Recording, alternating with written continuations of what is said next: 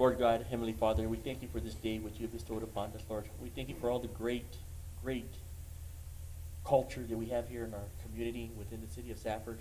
We especially appreciate our employees, from our upper staff to our manager to the council. I ask that you hear our needs tonight, Lord, that we vote to make this city more prosperous, Lord, in the new year. And we ask this through Christ our Lord. Amen. Also like to recognize our new HR director is with us tonight and from here on out. Danielle. We have citizen comments on agenda items. We have one. Vance, do you want to take this towards the actual part, or do you want to speak now? You'll do it during that? Okay. Then that'll bring us also to our second, which is citizen comments on non-agenda items, which is Lori. Would you mind coming on up? And remember, you have 3 minutes, and because it's a non-agenda item, we can't engage, okay? So. So,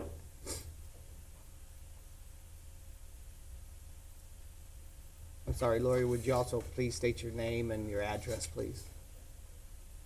I live at 11-9 South 9th Place in Safford. I lived here most of my life, and I've done things to excel myself to have different jobs outside of Safford. I have certs for EMS and fire, and I worked out of town.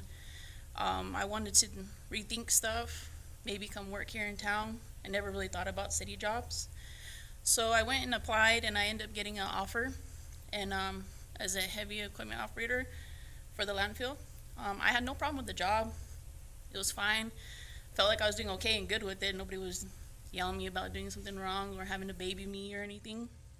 So the issue that I had came arise was when it came to get insurance and figure that out for my monthly stuff. And I understand you guys get public safety, which is a very good thing. I don't have no problem or issues with paying that amount towards that, benefits in the end.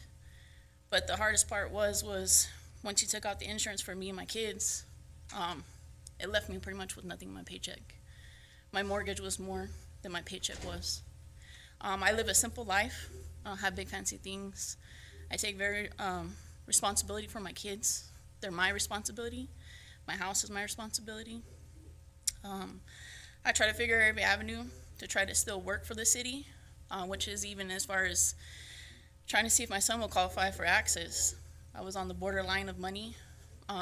When I looked across the board, even with your stuff that's on HR right now, you start most people off at 17, maybe 18, and then they go up to 20. Unless you're like an engineer, you get paid more. Once you calculate everything else, taking out your health insurance, your vision, your dental, for just me and my kid, if I was to have a spouse, it's even more. I would just ask that you guys look into it, maybe even do a blind study, ask people to see what it is, to be able to either give them the bump in pay that it needs to be able to make them where they're making good money, to where they'll be okay with their family. I'm not trying to say anybody needs to be rich, and I wasn't asking to be rich. I just want to be able to take care of my family. And whenever I did that, I had to quit my job with the city for that reason. Wasn't for anything else, having issues with anybody, not being able to do the job, none of the hours, none of that was an issue. I just couldn't survive off the paycheck that I was going to have. So I'm just asking if, and I'm not the only one. I thought, I was looking at my situation, but I did talk to other people that work for the city, and, there's pretty much the same situation. Everybody's different, and that was even me going with the high deductible, which was a lower payment of the insurance for me and my son and my daughter. And with that, even if I would have got to stay with that, I got an example of saying a surgery was, left over of $2,800. Well, if my check's not even covering my mortgage, how am I going to be able to pay that $2,800 on top of anything else that I have, my daily bills? And again, I don't live lavish. I don't have expensive things. I have a roof over my head, food on the table, kids got clothes on their back. Whatever my kids will need, I will do. But I didn't feel like I should be able to or have to work for the landfill, then still go work EMS shifts for two my days off to sacrifice that with my kids, when I feel like I've sacrificed enough a lot through doing my other job from with my kids. So if you would please take a look at that and look into that and realize that you have a lot of hard workers, a lot of good workers. And it's kind of like my situation, the same thing, where the paycheck's really coming short once you take those things out. So I would appreciate it if you would look, and that's all I came to do. I'm thankful for everything you guys do for the city. I know you get elected by people that trust you. So I just wanted to bring that up. I don't know if anybody's ever talked to you guys about that. So if you have any questions you would like to ask me further after this, I'd be more than welcome to talk Perfect. to you. We appreciate it, and thank you so much. All right, you have a good one. You don't have any more, Tammy? Mayor, I'd like to notice the presence of Board Supervisor Paul David in the audience. Okay, so noted. I wasn't sure if the other lady was the assistant human resource, isn't it? Yes, it is, and I'm sorry, I don't have her name, so I didn't want to make a fool of myself, so Well, Danelle, would, if you don't mind. I'll do that, I'll do that for you. Thank you, Arnold, I I'll do that appreciate for you you, 'cause I so don't much, know more her than name you either. understand. I don't know. Cassandra? Cassandra. I'll butcher it later on, but right now I'll know it's Cassandra. Cassandra, welcome aboard, and we appreciate it. Thanks, Arnold. Yes, sir. I love you, brother. Yeah. I'm calling you out on the next one. Item 8, council executive session. We're going to go ahead and adjourn our council meeting right now and enter into executive session.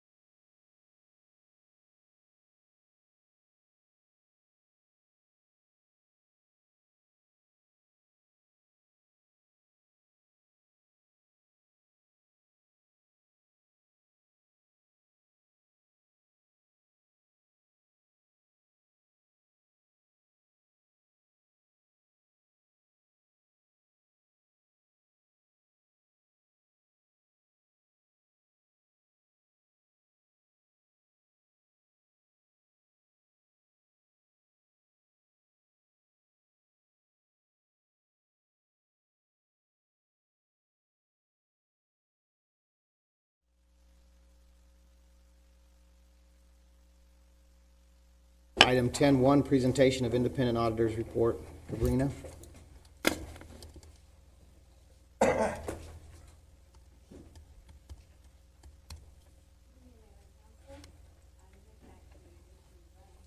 Hemmerly with our Henry and Horn. He will presenting you our end-of-year financial report.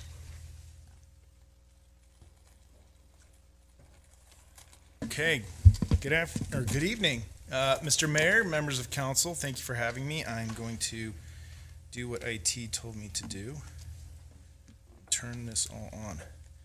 My name is Brian Hemmerly. I'm the lead audit partner for the City of Safford's annual audit this year.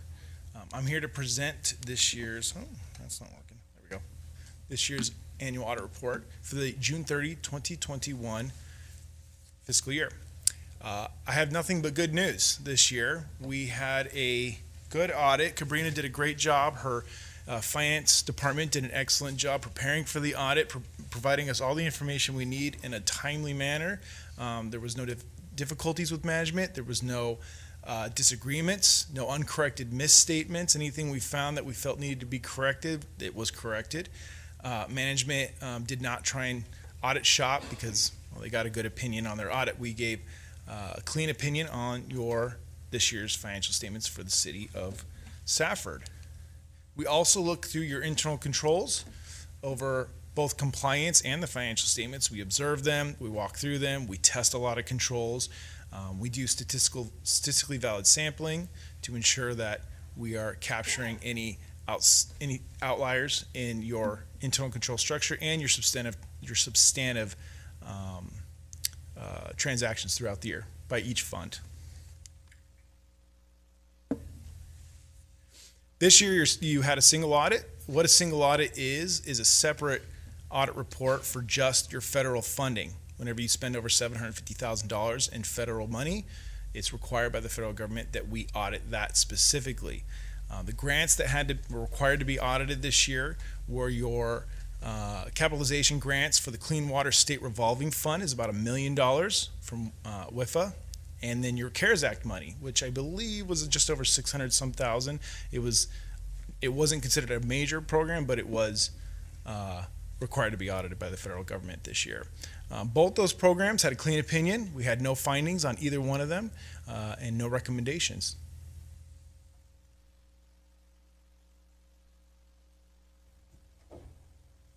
Overall, for the entire city audit, not just the federal money, but anything related to the city audit, we had no material weaknesses and no significant deficiencies. And we also don't have any recommendations. We did have a verbal comment regarding capital assets this year and how to help make that process a little faster and a little more streamlined, but there were no findings with capital assets. Capital assets were materially correctly stated. The state of Arizona requires the expenditure limitation report, which you're probably well aware of. This year, the Economic Estimates Commission for the state said that the city of Safford could spend up to $103 million roughly. The amount subject to the limitation per state statute that the city had spent was $34.9 million, so you're well under the limitation of expenditures that the state has for each one of the cities, in your case, $68.2 million. For your landfill, we did report on the Arizona Department of Environmental Quality. There is a requirement that we review all their regulations and compliance for the landfill. There were no findings in that either. You had a finding 2 years back for that. That's been remedied and corrected. So that also received a clean opinion, and that has been filed with the Arizona Department of Environmental Quality. These are some really high-level graphs. I'll be quick on this. This is your governmental funds, not your enterprise funds, but it does include your internal service funds for vehicle type things. This is your cash trend over the last 4 years, so a nice healthy cash increase. A lot of the increase in the last year is related to the grant money you're getting from the federal government. The money from the federal government has continued to increase year over year. The CARES Act money, the ARPA money that you received. Your business type cash is also seeing a nice increase in the last 4 years. These are all your enterprise funds. The red line here are the assets. The blue line is your equity, and the green line are your liabilities for your governmental funds, so things like your general fund. The gap between your red line and your green line is what we're usually concerned about. And you can see you've maintained a nice, healthy difference between your assets and your liabilities for the last 4 years. The same graph, but for your enterprise funds. And again, that gap between the red and the green line is a nice, healthy difference. You can see you're not taking on an absorbent amount of debt or leasing a lot of equipment that is hurting the city's assets. So those, again, my high-level graphs of the city for the last 4 years. And again, no recommendations and clean opinion. Are there any questions I can help answer? You have a question? Do, our enterprise funds, you looked at all of them, Yes, sir. and this is your last year? This is the last year of a 5-year contract. Yep. So you'll be going back out to bid with your for a new audit firm. My understanding is we're not precluded from bidding, and so we probably will entertain the bid and respond, and hopefully maybe we are awarded. Does any of your involvement check on security of our things? Security as in like security of your assets, Yeah, tangible assets? security, internet, hacks, or anything? IT-related items. Yes. Unfortunately, no. This is a state statute-required audit of your financial statements. So really just, are your statements materially stated correctly? We do interviews of your IT department. We ask about, what kind of security are in place for your ransomware, but we are not experts in IT. We're CPAs. We're accountants. So we're checking the debits and the credits and, your cash and your investments, and internal controls around those areas. That's all, Mayor. That's it. Anybody else? All right, I appreciate it. Thank you. Okay, thank you. Brandon, Thank you. Item 11.1, reappointment of Clark Bingham, Chief Clark Bingham. John? Good evening, Mayor, members of council. Requesting City Council approve Clark Bingham's appointment as City of Safford Fire Chief as per the city code, and I've attached the meeting minutes where he was nominated for that role. So move. Second. Motion second. Any discussion? All those in favor? Aye. Any opposed? Motion passes. Clark, you have something you'd like to say? Nothing at the time. Thank you. All right, thank you. Thank you, Clark. Item 11.2, minutes, request the mayor and council review and approve October 11th, 2021, November 8th, and December 13th. Tammy? Mayor and council, I have these minutes for approval. If you guys had a chance to read through them, did you have any questions on them? I'll move we approve the minutes as presented. Second. Any discussion? All those in favor? Aye. Any opposed? Motion passes. Item 12.1, resolution R22-001 of Airport Rescue Grant. Lance? Mayor and Council, this is a request for the Mayor and Council to approve Resolution R22-001, which is a resolution authorizing the city manager to enter into an airport rescue grant agreement with the FAA that is provided in accordance with the American Rescue Plan Act, or ARPA. Just a little background, this is similar to the last two Rescue Acts, CARES Acts types funds that we've got from FAA. The city submitted to FAA for the American Rescue Plan Act on November 16th. Of last year for federal funds to reimburse up to $32,000 for airport operational and maintenance expenses related to Safford Regional Airport that incurred no earlier than January 20th, 2020. And these are pandemic-related issues. Funds can also be used for debt service, which we've got reimbursement for one of those on our previous grant of $30,000. We got a debt service reimbursed. And the performance period on this is 4 years from the date of agreement. So we've got up to 4 years to get this reimbursement through this grant. So staff is recommending authorizing the city manager to enter in this grant agreement. I'll move we approve resolution R22-001. Second. Any discussion? All those in favor? Aye. Any opposed? Motion passes. Need to read that one, or are we good on that, Tammy? I'll read it real quick. Resolution number R22-001, a resolution of the mayor and city council of the city of Safford, Graham County, Arizona, regarding American Rescue Plan Act, ARPA, Airport Rescue Grant Agreement with the Federal Aviation Administration, FAA, and authorizing the city manager to execute. Okay.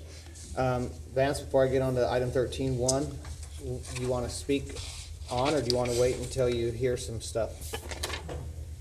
Okay, would you state your name and your address, please? Mayor and Council, my name is Vance Bryce. I'm the Executive Director of the Graham County Chamber of Commerce, located at 1051 West Thatcher Boulevard in Safford. I would like to voice the Chamber's support of the temporary business license ordinance. We are always looking for ways to help our businesses improve and professionalize community events. This temporary business license will help us in these efforts.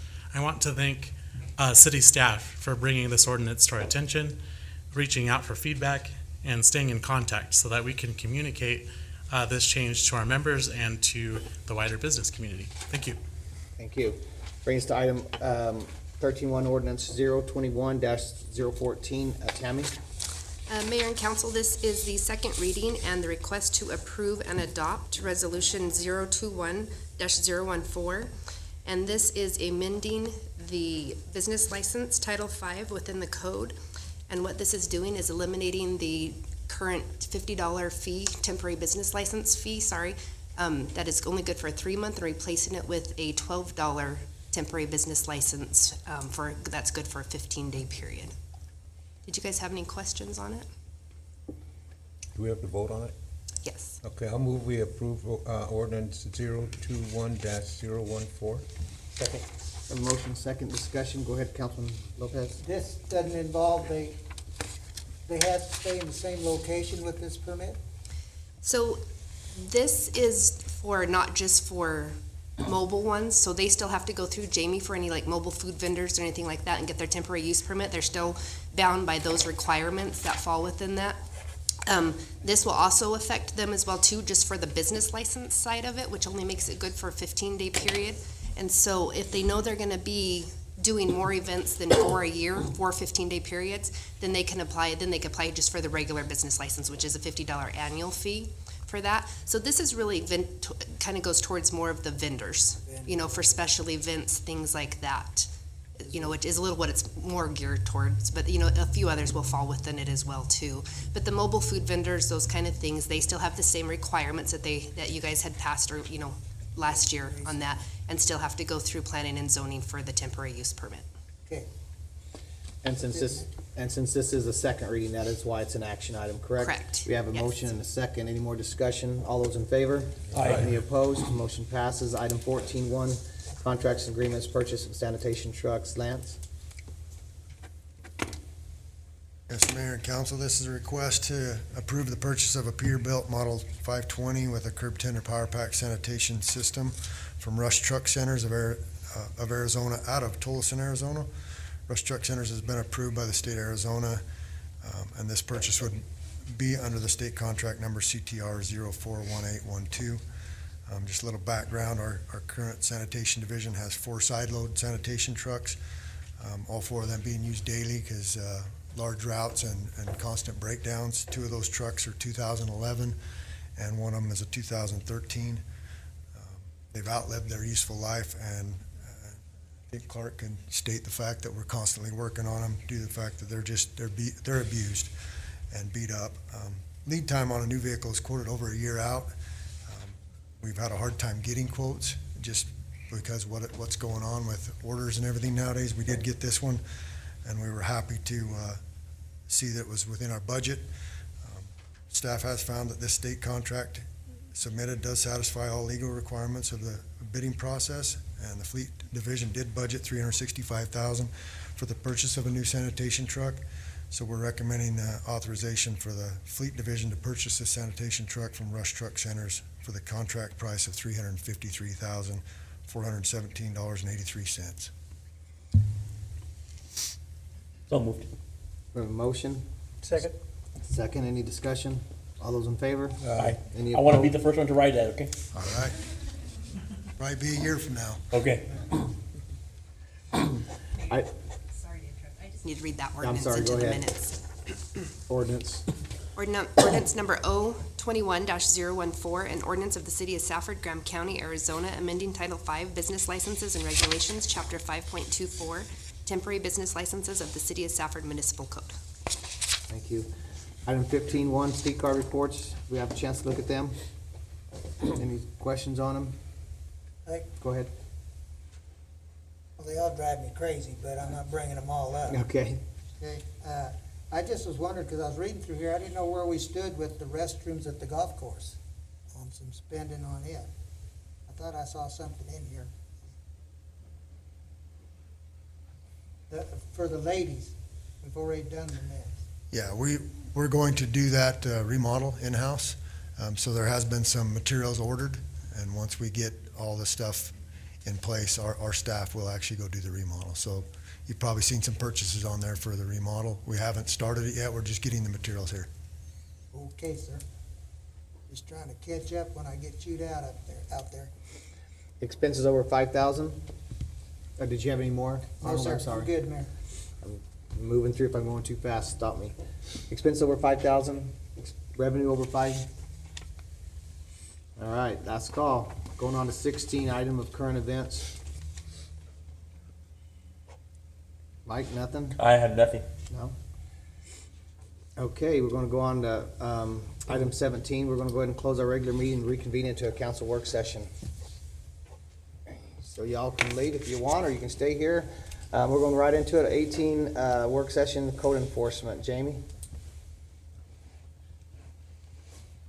Good evening, Mayor and Council. In preparation for the upcoming budget discussion, I've shared some information with you about code enforcement. I have discussed it with the city manager and the police chief. If you'd like to pursue updating any of these things, the city could use either a contract with the county on a per-call basis or look at an on-call hours for employees. We could work to ensure an orderly transition if the current animal control officer is not interested in applying. Our contract with the county for operation and maintenance of the shelter is currently due for renegotiation. With the discussion of blight and beautification that's been happening this year, I wanted to bring this forward for discussion and direction. With that, I'll stand for questions on the documents provided. Anybody have any questions? Is this where you suggested, like say, the animal control officer doing, be versed in the code? Yes, so currently our two building inspectors do code enforcement, and then we have a separate animal control officer. And when I came on board in September, the building inspectors simply don't have time to do anything but reply to complaints. So there's a lot of gaps in our code enforcement effort at this time. And so this is just an opportunity to think about if you like it the way it is, or there's some suggestions to update things. I like the idea about updating it. And so there's also some sections of the code that already exist, so we wouldn't be creating any new rules. Right. They're already in the code. That was my concern, was when I was first reading it, I thought we were gonna make some and enforce some we didn't. These are things we have on the books Yes, sir. that, I don't know what they call them, Jaime and the others, sometimes they don't have time to get this up, or they have to go back 3 times on the same thing. Yes, and so another component of this that I think is really important is this person could coordinate volunteers, because if they're proactively enforcing the weed ordinance and things like that we already have, there are some people that are physically or financially not capable of maintaining their property, and this person could connect them with volunteer organizations to help them out. And it also could flow into the program that we're wanting to do of house-by-house rehab. This person could be the point person to tell the homeowners about the program if we begin one. So that's a big component of this too, is the community outreach and effort. And it's kind of hard to cross over an animal control officer Yeah, and an I agree. inspector. That's kind of hard to combine them. So when I started my career, it was in code enforcement, and 99% of the time we were at the same house as animal control. And so my suggestion with that would be to hire a trained animal control officer, and then I could train them with the code enforcement, because animal control is so much more difficult and more technical. Yeah, because there's special things that you want them to pick out for you. Yes.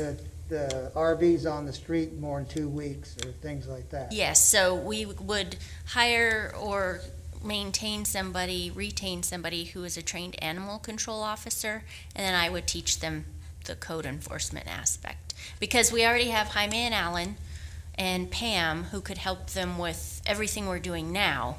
So the animal control is the important part. Will you ever see the two of them splitting away from inspections and actually doing their own inspections? For code enforcement, No, I'm talking about any inspection. Building inspections. Will they ever split up? do you think they would do building inspection and No, code I'm asking you, right now, when you have a building inspection, both inspectors come out to the job site, and you're saying that you don't have enough time. So I'm asking you, will they ever split up? Probably once Alan becomes certified. He's still not certified? Is he within his 6 months of getting His his year, yes. certification? So, with Jaime having COVID and the death in his family, it slowed Alan's training down. So he is on track to take his test and become certified. So a lot of times when you see them together, they are doing something that Alan needs to see in the field for his license, for his certification. So they will be separate once he's certified. He's not currently. And so that could possibly free up some time that one of them or both of them could then use their field of expertise of code enforcing to actually do code enforcing as well. It could, except their field of expertise is building code, and they are not, they usually have to speak with me about the other issues. So their specialty, honestly, if we got a lot of new homes being built, I would love to see them busy doing building inspections all day. But you could even look at maybe just The what's reason I'm Alan. saying is if you go back and you look at the history of your, I'm just gonna call it dog catcher instead of animal control. But I guess for public, anyway, animal control, they are getting called out more than just their shift. Yes. Because they work half-time, and so then all of a sudden they're having call-outs. So animal control probably could be looked back into going full-time again. I don't know. I've had communications within the department of that, and I know that they are getting called out more on a regular basis than just the minimum time that they're out. So once again, are you going to be getting them to where they're both too, where you have one department that's too packed and the other that's not? So my thoughts are, there is enough of actual code enforcing for your beautification or for whatever it needs to be, that we might even want to be bringing somebody on that can only take care of that project, that works closely with you, so that we leave our billing officials alone to do billing department stuff.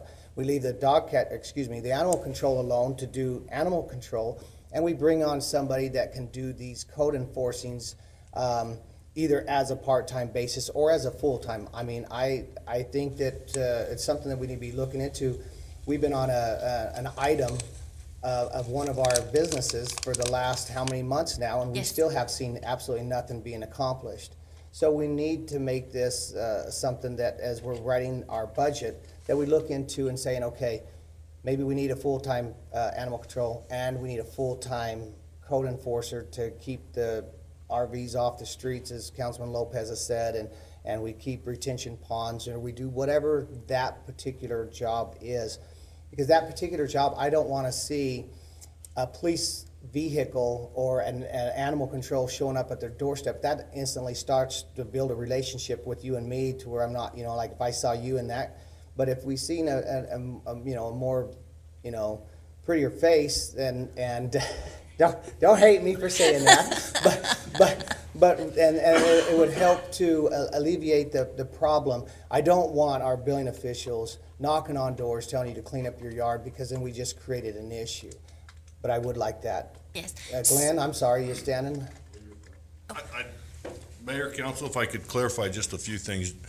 Jamie and I have been working together on this a little bit, and the idea behind it was we have a part-time animal control, and currently we're not sure we need full-time code enforcement, so the idea was to combine it, which gives us a full-time employee that we can call for animal control any time during the day, rather than just during the 3 hours that the one's currently working, and yet they can still enforce the code. And a lot of times with code enforcement, as law enforcement, we end up there anyway because the people aren't doing what they're asked, they're not doing what they're asked, and so now we end up there anyway. And so it kind of just combines the two, and you're right, we may get to the point we need a full-time code enforcement and full-time animal control, but currently we're just trying to establish a system that would actually give us both to see where we're at, to see what we're doing and where it may go. And along with this, we've worked together with Graham County for the animal control part of it, as far as having their animal control be on call during the hours that we don't have a current animal control or that kind of thing. So we've been working kind of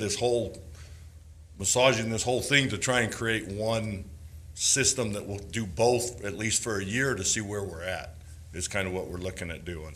I like the direction that And, you're going. and I get exactly where you're coming from, Mayor, as far as showing up and having, the police basically look like they're not.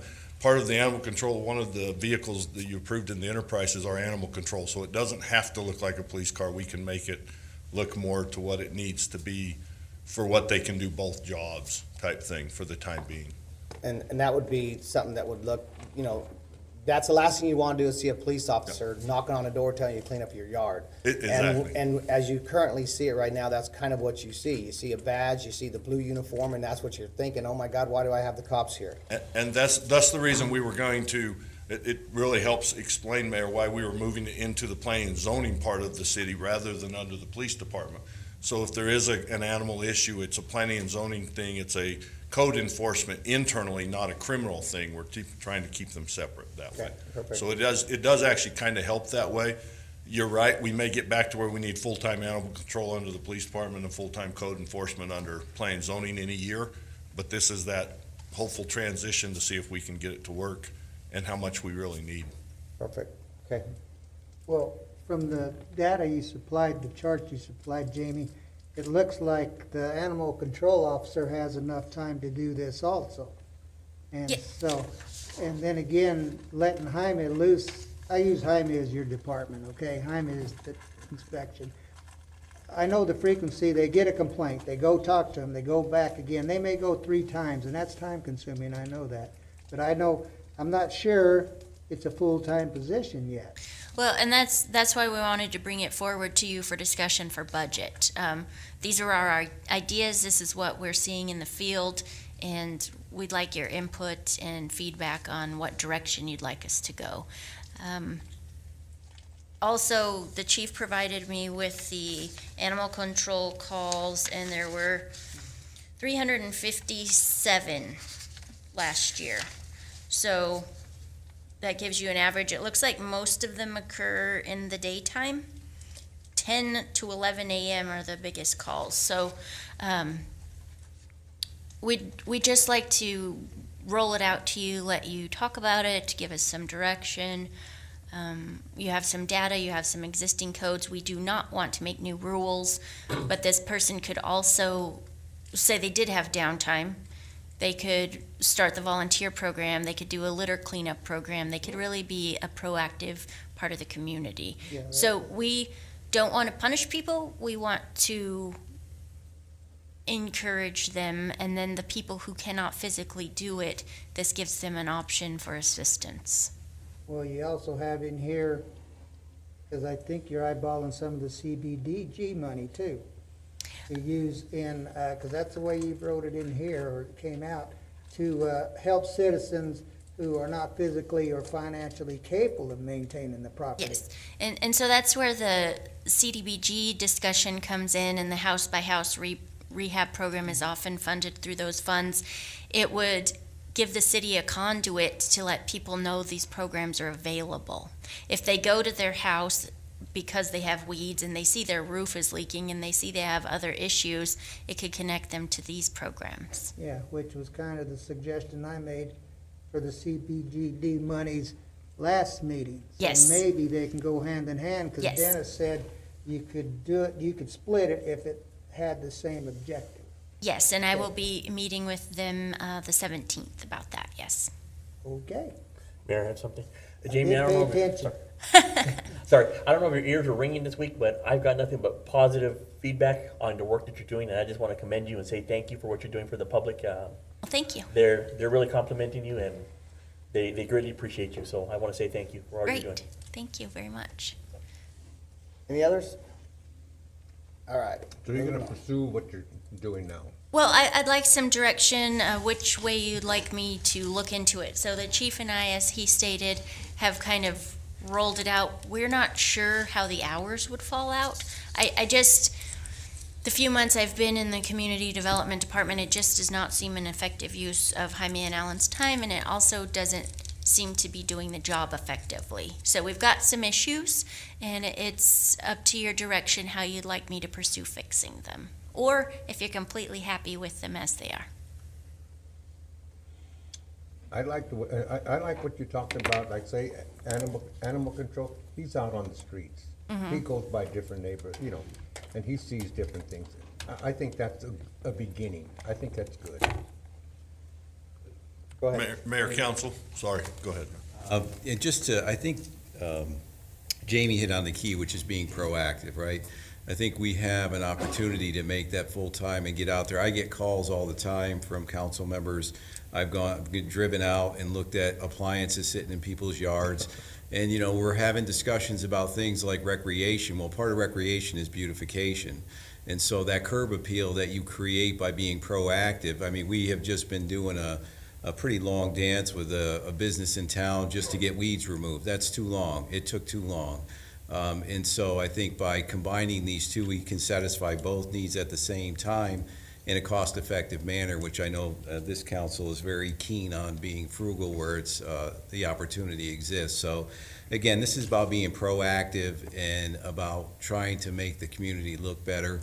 When you look at things like volunteerism, when you look at things like going forward with blight or any of the issues with abandoned houses, it gives us an opportunity to be out there going through the community on a regular basis and finding these things and then getting them fixed without having to wait for someone to call and make a complaint. So it's a much more positive, proactive way to approach it. For me, my answer is I'd like you to look into it further, and that's what I'm saying. And also, when I said about the data, the amount of time we used the animal control, we're gonna have that discussion during budget too, because we're getting charged quite a bit of money. Mayor and Council, as far as the animal control with the police department, part of this with us was our concern was if they're working, can we call, can we do that? This would give us more hours during the business day. We'll contract with the county as far as answering when the city animal control is not available. But at the police department, we'll still deal with the overnight, not loose animals, but if the neighbor's dog's barking and somebody calls in and says, hey, they just need to quiet their dog down, things, we'll still answer those type of calls and deal with that part of it. So it's kind of in tandem. Like I said, for me, I look at it as it's like a one-year trial to see how much we really need. And you're right, next year we may come back and say, hey, we need full animal control over here and we need code enforcement over there. We don't know, but it's just a trial period. I'm good to go, Mayor. They didn't mention anything about a pig, but we're good to go. All right. Wouldn't do any good if. Did you bring your pig call? Yeah. Did you bring your pig call? Did you bring it? All right. I'm good. I think our library's on now, right?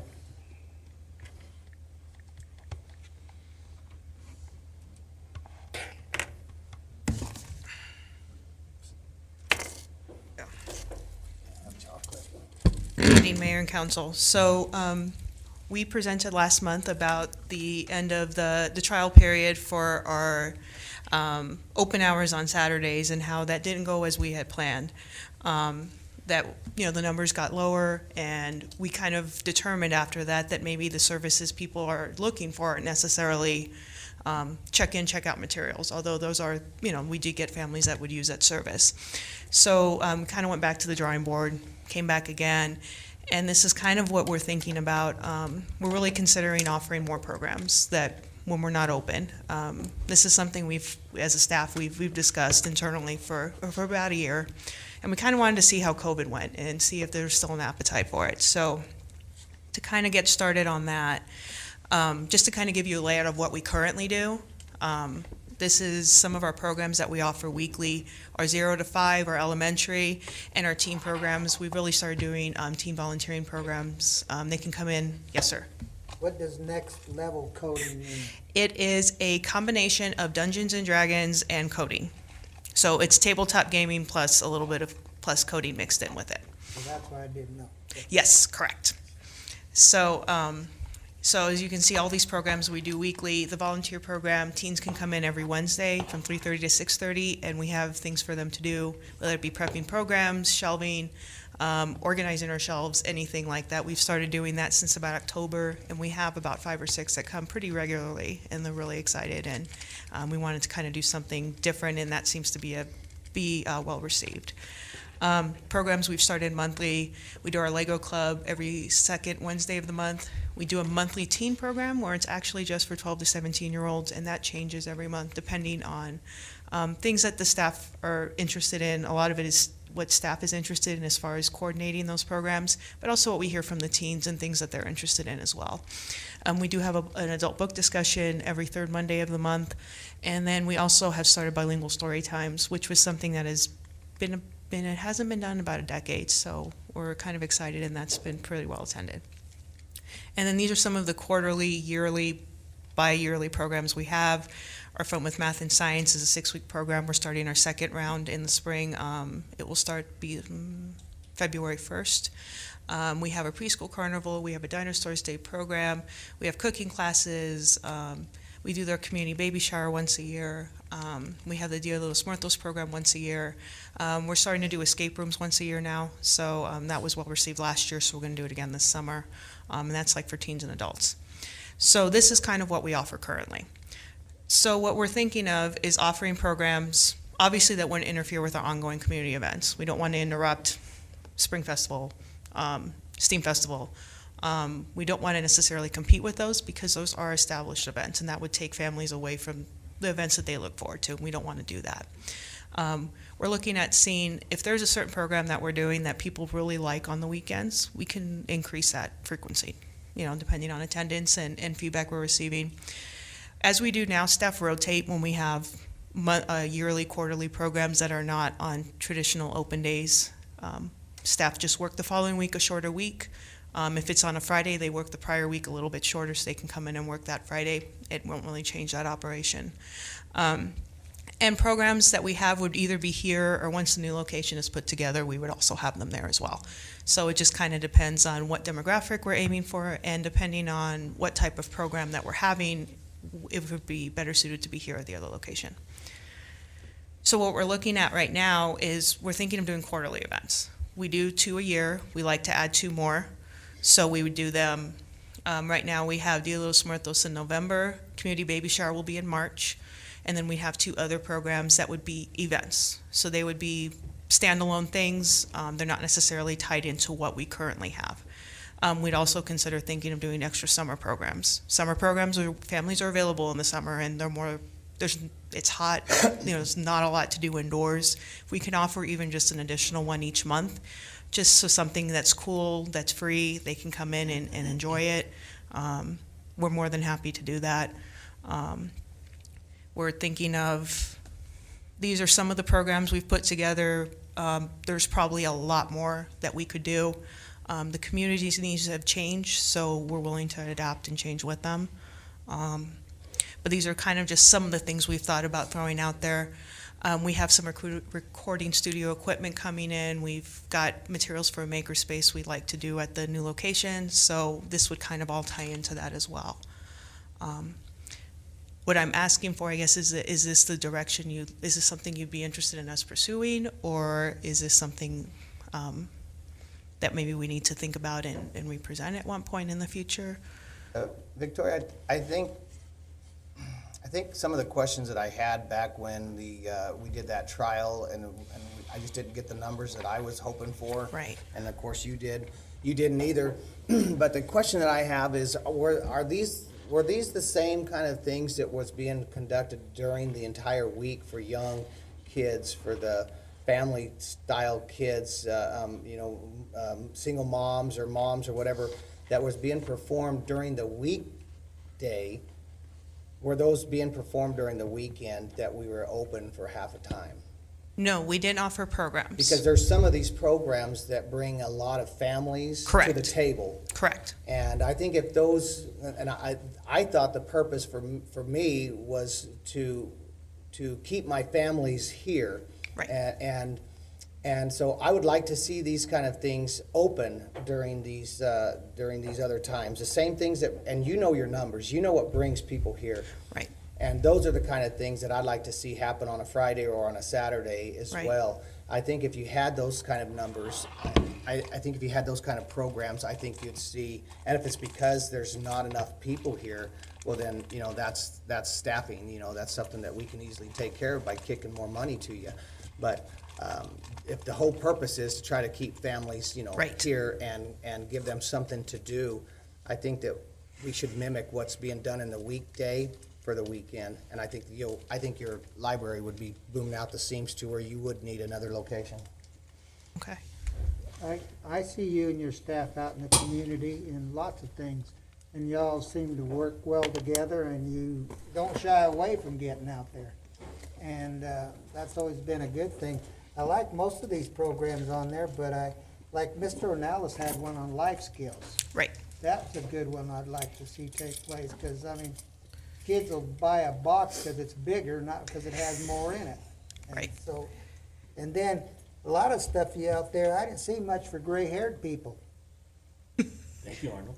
So, Open mic night, Arnold. Yeah. No, he's You gonna know, mention that. There So you you go. might take that in consideration. They need some, a living will, trust, things like that. And you don't have to rent a will, but there's some, since the Manor House closed down, they don't have a place to do this either. Correct. So I don't know if you want to reach out and give some of those, look into some of those too.